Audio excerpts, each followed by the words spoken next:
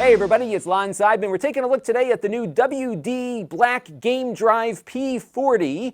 This is another NVMe external solid-state drive. This one ups the ante for gamers though, because look at this, you get your RGB lighting on here, and you can customize what these lights look like. It looks pretty cool in the dark when it's projecting against your desk. We're going to take a closer look at this drive and what it's all about in just a second, but I do want to let you know, in the interest of full disclosure, that WD sent this to the channel free of charge for our review. All the opinions, though, you're about to hear are my own. No one is paying for this review, nor has anyone reviewed or approved what you're about to see before it was uploaded. So let's get into it now and see what this gamer-centric drive is all about. Now, the price point on this one starts at around $120 for the 500 gigabyte version. There is a 1 terabyte version for $180 and a 2 terabyte for $329. I think the 1 terabyte is the sweet spot here. It works with any USB Type-C equipped computer or game console, but there's also an adapter here to make it work with USB-A connectors. So the compatibility here will be pretty much universal. One thing to note, though, on compatibility is that if you are connecting this to a next-generation game console, that is the PS5 or the Xbox Series X or S, those new next-gen games will likely not run from this drive. You'll be able to archive the games on here so you don't have to download them again. But if you want to play the games, you'll need to copy them over to the internal hard drive or one of the drives that they sell specifically for playing those next-gen games on those next-gen consoles. But you can play your PS4 games on the PS5. You can also run your prior generation Xbox One and 360 games off of this drive. It's just the new stuff that won't work on this when connected to a new game console. But again, you can use it as a long-term archive to prevent having to re-download multiple gigabytes or tens of gigabytes for the latest games that you want to have at the ready. Now, this will work, of course, with PCs, but note that the speeds they are advertising in the marketing are likely not going to be achievable based on how most manufacturers configure USB ports on their computer. This is confusing, but that's unfortunately what USB has become these days. And the standard that this drive relies on for its higher speed 2 gigabytes per second mode is called USB Type-C 2x2, and that is also known as super speed 20 gigabits per second. Most computers that I have looked at, in fact, just about all of them, do not have a port that supports that 2x2 speed.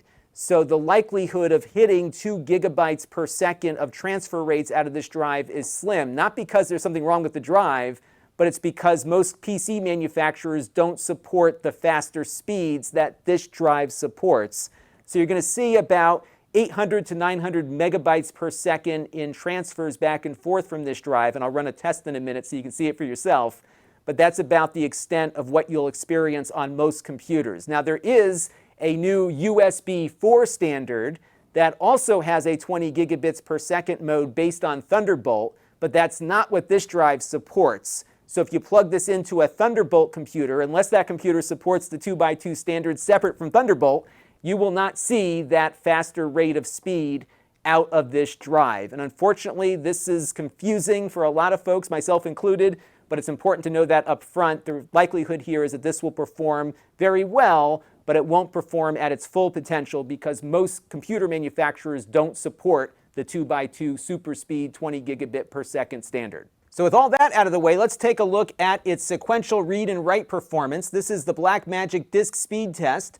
And as you can see, initially here, we were getting about 900 megabytes per second on writes, and it was reading back at about the same rate of speed here. So this is about the performance that you'll see on most PCs.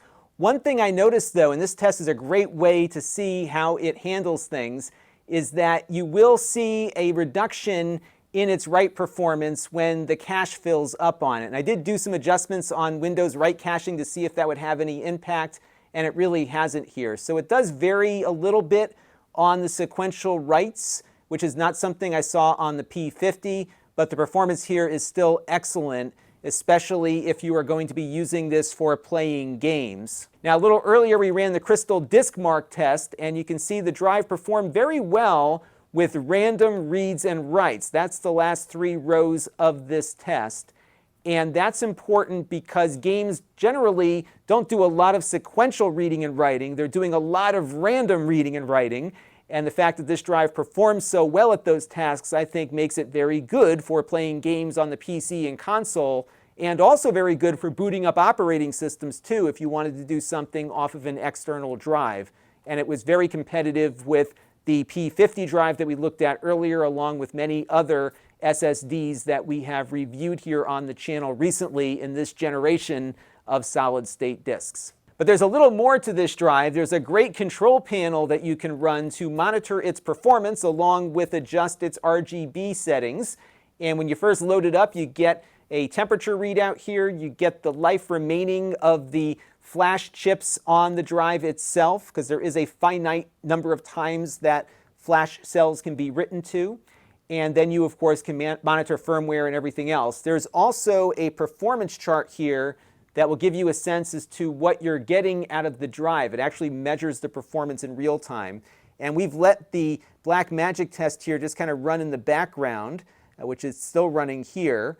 And you can see on the chart back on the control panel what we're looking at, both on writes, which are the purple portions of the chart, and the reads, which are the green, along with temperature. And it looks like this is kind of leveled off at its max temperature, which is right now about 131 degrees Fahrenheit. So it's a nice little tool to figure out if you're getting the most out of your drive. And it was really cool to see this level of detail coming back from the drive, which is not something I typically see. And they also have some tools for accessing the drive's smart data, along with running some diagnostics directly on the drive. They have a secure erasure tool and a few other things. And then, of course, you have some settings for the app itself. But let's spend some time now on the RGB features. And you can set these directly through the dashboard here, or connect it up with some RGB software that you might already be running. At the moment, it supports Razer, Asus, Gigabyte, and MSI. But we're just going to adjust some things on the software here directly so you can see the range of the RGB options here. All right, let's take a look at these RGB settings right now. The default is what you see here, this rainbow pattern that the drive is doing at the moment. But you can, of course, set additional profiles. A little earlier, I set up this really cool Knight Rider looking thing, which will do the little kit swooshy thing. And I could go ahead here and change the colors. And if I click on Save Changes, this will update my profile, but it will also instruct the drive to do this whenever it's plugged into anything, even if the software isn't running. But you do need to have the software running to make changes or to turn off the RGB, as I just did there. And you have a bunch of these preset things that it can do. So you can have it breathe, you can have it do strobing, there's this wave effect here. You can also just do a static effect, which I will select here, and then you can pick which color you want it to be. So you do have some control over it, and it does look pretty cool on a desk in the dark, as you can see here. And it's just a nice little add-on, I guess. If you're into RGB, you can coordinate the colors here with your other RGB devices on your gaming PC. So overall, this is a pretty decent offering from WD. You do have some drop-off on its sequential write performance, but the random read and write performance is very good on this and very well suited for its marketed purpose, which is gaming. And by extension, other applications and operating systems will run quite nicely from this drive thanks to that performance. You've got the RGB lights here on the bottom. A little hard to see when the room is well lit like mine is, but it looks pretty cool in the dark. So if you're into that sort of thing, you can coordinate your colors and have this thing add a little more panache or flair versus what you typically get out of an external drive. That is going to do it for this one. Until next time, this is Lon.TV. Thanks for watching. This channel is brought to you by the Lon.TV supporters, including gold level supporters Chris Allegretta, Brian Parker, Hot Sauce and Video Games, Baby Metal Fox God, Tom Albrecht, Amda Brown, Matt Zagaya, and Tech Time with Eric. If you want to help the channel, you can by contributing as little as $1 a month.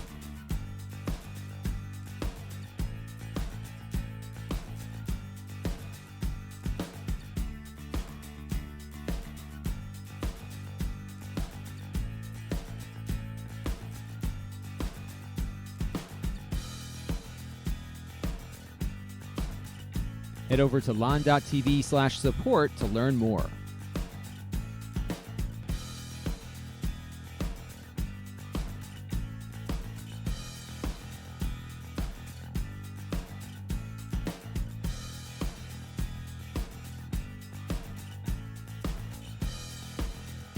And don't forget to subscribe. Visit Lon.TV/s.